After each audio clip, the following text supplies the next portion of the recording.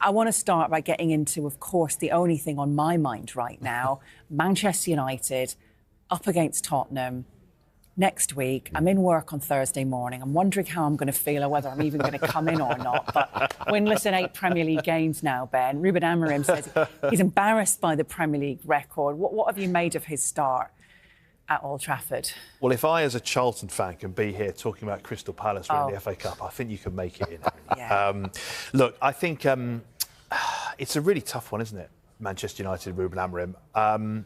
He has had an incredibly difficult start, I think it's fair to say. In person, I think he's been great. I've had the pleasure of a couple of interviews with him, obviously done plenty of press conferences with him. He is great for a quote, a dream as far as we're concerned in terms of the things he said about being the worst team in Manchester United history, possibly regarded as the worst manager. They're almost, it's objectively their worst season in 50 years. He's only won 13 of 26 in the Premier League, which is not good enough for Manchester United, is it? This trophy would, in many ways, save their season. We had the same discussion, didn't we, about Pep Guardiola and Manchester City in the FA Cup. Well, the Europa League is a bigger trophy for United because of what it brings. That Champions League qualification has the potential to transform the club. We look at how much they'll need to change for next year, and having the revenue for the Champions League can only help, can't it? Help that rebuild, that restructure. Lots of pressure on Ruben Amorim, though, because he has to start to deliver. He knows that. Yeah. He's sat there in the chair at either Old Trafford or at Carrington at the training base, and he's said quite simply, I know the size of this club, I know we have to win. And he's not got enough out of that group of players. They've only got wins in the last few months against teams in the bottom 3 and in the Europa League. So, in many senses, the Europa League's been where they've played their best football. Yeah. That'll give him hope. In the biggest of matches, they've tended to do a little bit better. This is a big match, so I think United will win. Personally, I do think they'll win the final, but it could change, almost like a sliding doors moment. A win takes United in one direction. Defeat takes them possibly in another. Yeah, it's one of those, isn't it? Possibly. We probably, Tottenham need a trophy more. But Manchester United, I would argue, need Champions League football more. So it's kind of lose-lose situation, really. There's no win-win here, I don't think.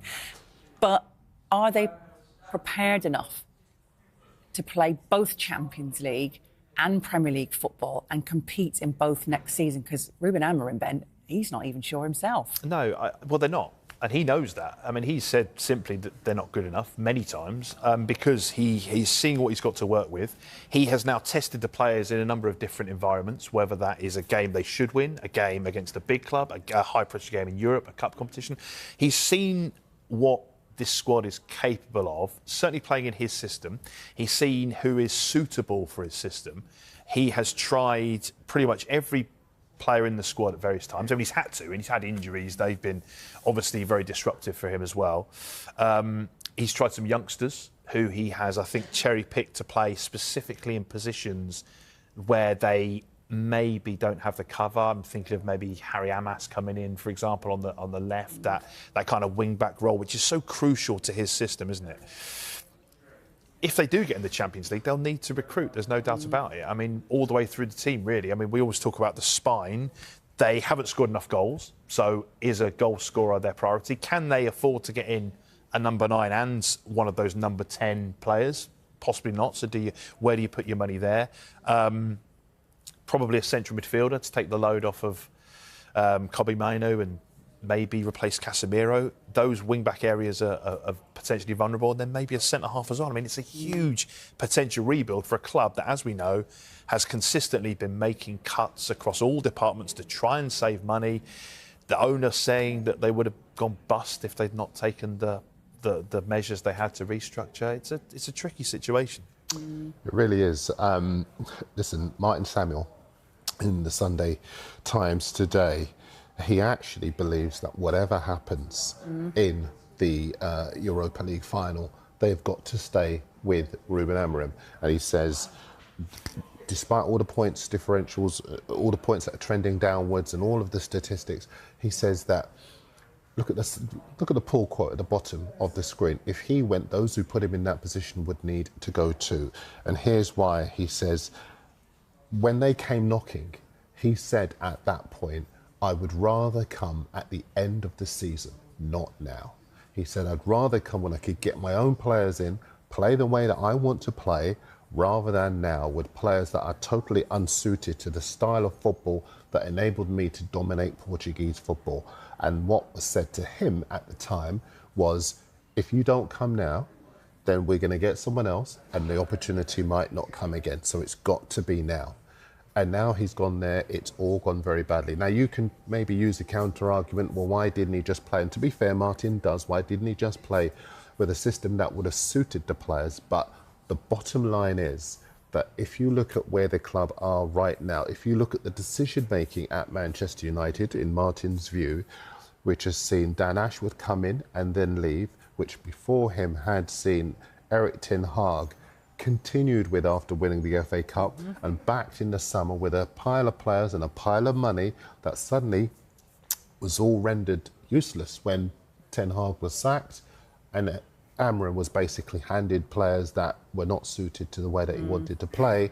It's really on the toes of the decision makers at United if suddenly there would be a third major change, major decision that would leave Manchester United in a no man's land. It's a really, really instructive piece by obviously a must-read columnist on a Sunday morning. I just want to pick up on there because obviously I want to ask Spurs before we do run out of time. Is for better or worse here, but is divorce inevitable for Ange and Tottenham regardless of what happens, Darren? Yeah, I think it might well be the case. But I tell you what's interesting about this one. Well, two things. Harry Redknapp in The Sun says today that actually he thinks Spurs have got a better squad and a better chance of winning the Europa League. The second thing is you do wonder whether Ange himself might take the chance to say, you know what, I'm going to walk away. He's done it a couple of times before when he's answered criticism by winning something and then walking away at his previous clubs. Could that be the case again with him right now? Because he is 90 minutes away from vindicating his claim that he always wins something in his second season.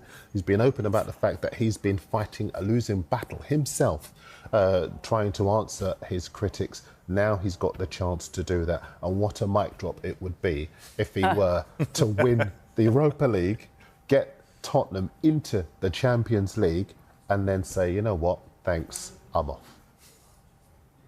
What are your thoughts on that then? I mean, I like the idea of the Louis van Gaal moment, I have to say. You know, trophy, place it on the table in the press conference and basically say, that's me, I'm done.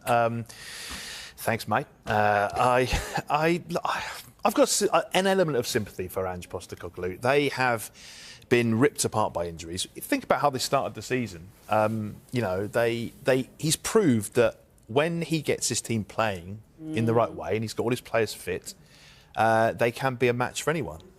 They proved it at times last year, this year as well. But they seem to just be running out of steam, don't they? And I think that certainly Tottenham fans that I speak to, I think the tipping point has come whereby I think more want to change than don't. I don't think there's many left who are saying... I do think a good manager can post bad numbers. I mean, not many people talk about the season when Pochettino got to the Champions League final third of that season, they were all over the place. But people forget that because he got to the final.